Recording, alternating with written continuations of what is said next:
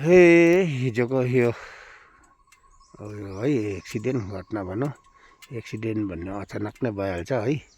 अब के कारण भयो कसो भयो यो चाहिँ एकदमै यो मोडको छेउमा हो।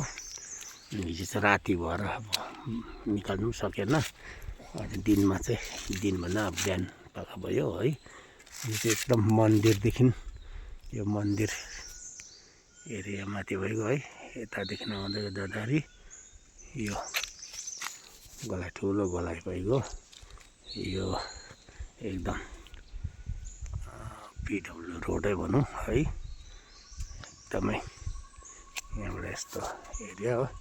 यहाँ बिचरा भाइहरू उठाउनलाई गाडी उठाउनलाई आएको रहेछ। यस्तो यो चाहिँ माने डाँडाको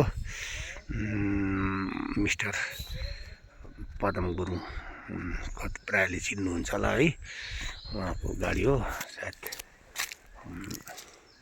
ड्राइभर साइड नै यता उयो भएको छ।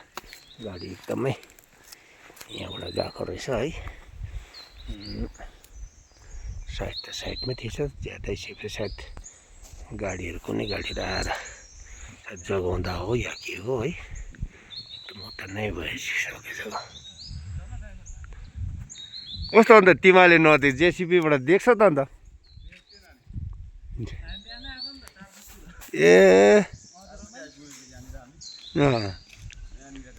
अन्त यो अन्त पुलिसहरूले उठाउँदैन र कि कसले बोलाएको? अन्त मालिकले हो त। ए गाडीको मालिकले?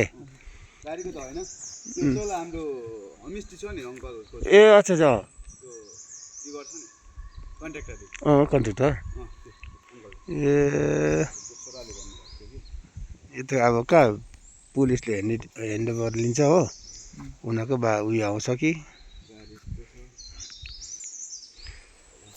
थाहा भयो होला यो कहाँ हो भनेर है। यहाँबाट चाहिँ जोरबङ्गला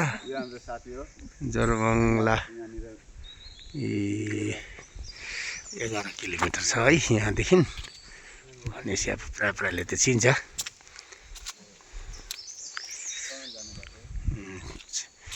यो भनौँ 6 माइल 6 माइल र 8 माइलको बिचको जग्गा हो यो। मन्त्र पारिदिने यता 6 माइलदेखि यता भनौँ न।